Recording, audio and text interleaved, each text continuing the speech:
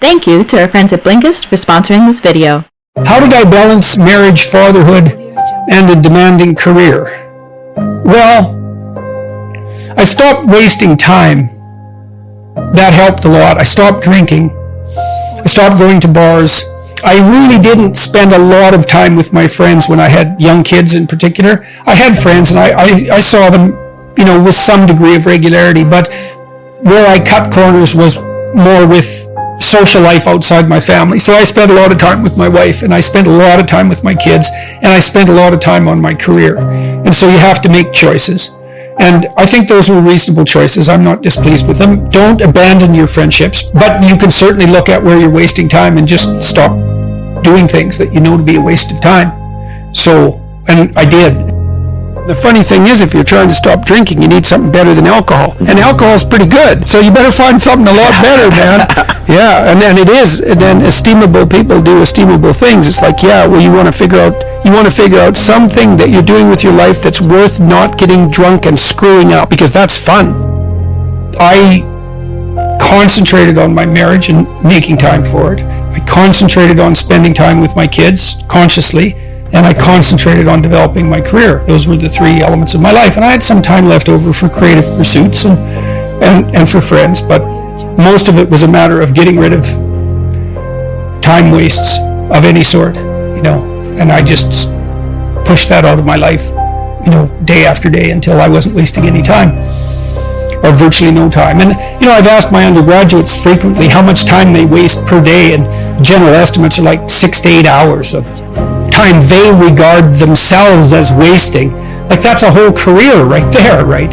So if you just stop wasting time, you can do a tremendous amount, especially if you also try to maximize efficiency. And I always found that incredibly motivating. A motivating game. How much can I do in the least amount of time possible? That's fun to try to do that, as far as I'm concerned. Because if you're starting to put your life together and you have friends that object, those are not friends. Those are just people you know. They're not friends, because a friend is someone, this is one of the hallmarks of a friend. Here's 2 hallmarks. A friend is someone you can tell bad news to.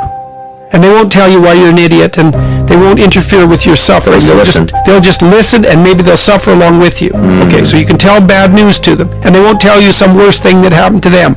They'll listen, and they'll suffer along with you.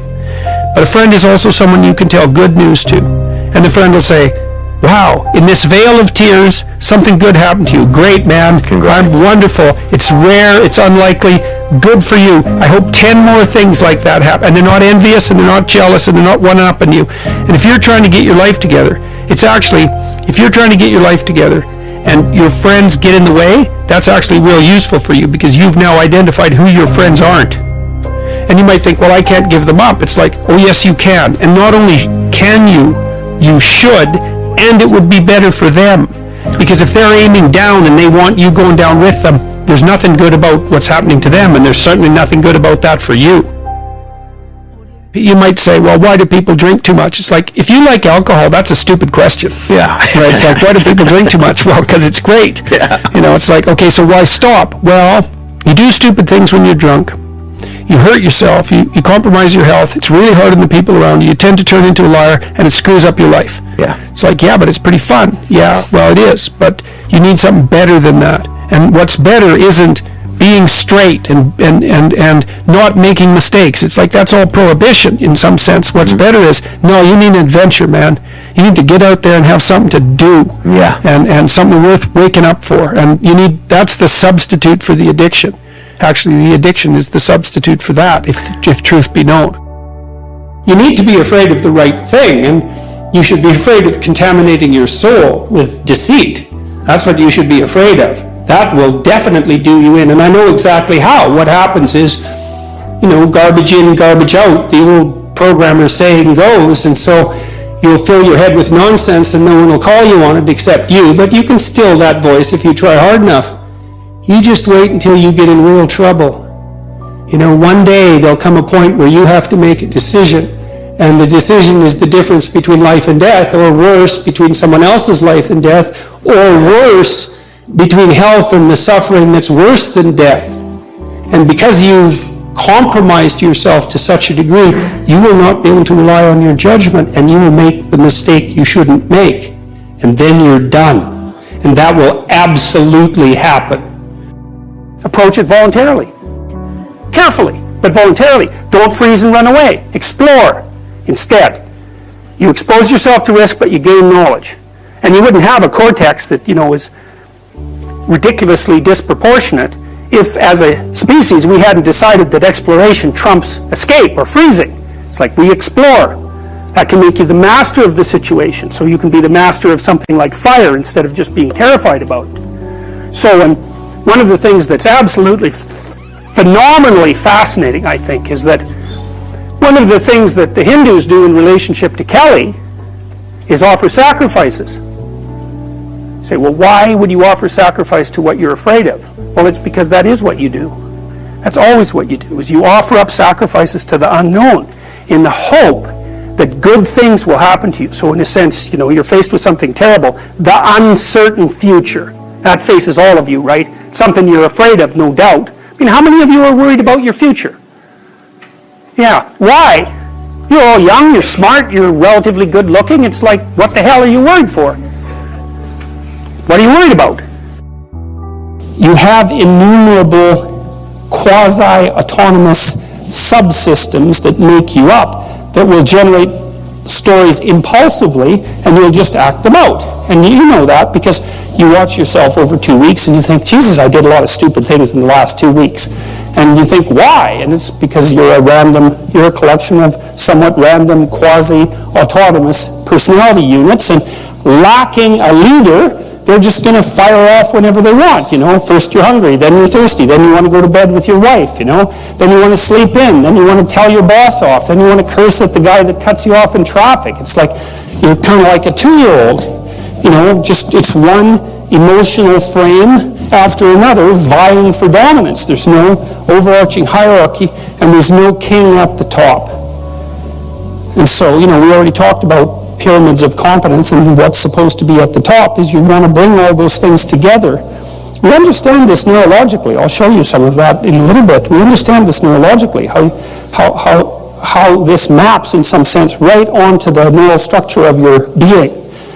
You want to put something in control, and the thing that you should put in control is the bloody thing that pays attention and learns, right? Everything else in the hierarchy should be subordinate to the thing that pays attention and learns. What advice do you have for a young man in his 20s? Make a plan. Look at what you're interested in. Get disciplined about something. Allow for the possibility that you have something important to contribute to the world, and that the world would be a lesser place without that contribution. Don't be afraid of taking on responsibility. It's where you find what sustains you in your life. You can take on too much responsibility. You have to be cautious in that regard, but that's a less common problem than not taking on enough. A lot of the things that people regard as traps are actually the means to their life. Often young people are afraid of commitment, for example, in the context of a romantic relationship, and because they feel that that's going to interfere with their pursuit of something more valuable. But that's just not the case. You're not going to find something more valuable in your life than a committed relationship with someone that you love, that sustains itself across time, and that in all likelihood produces children. That's life. And there may be people for whom avoiding that is the better route, but those people are very rare, and you need a real reason to assume that you're one of those people. And hopefully for you, you're not. I've had a very good career, a very meaningful career in multiple dimensions, and it's still been the case for me that the most important part of my life has been my intimate relationship with my wife and my family. So don't be afraid of that, or be afraid of it, but don't let that stop you from pursuing it.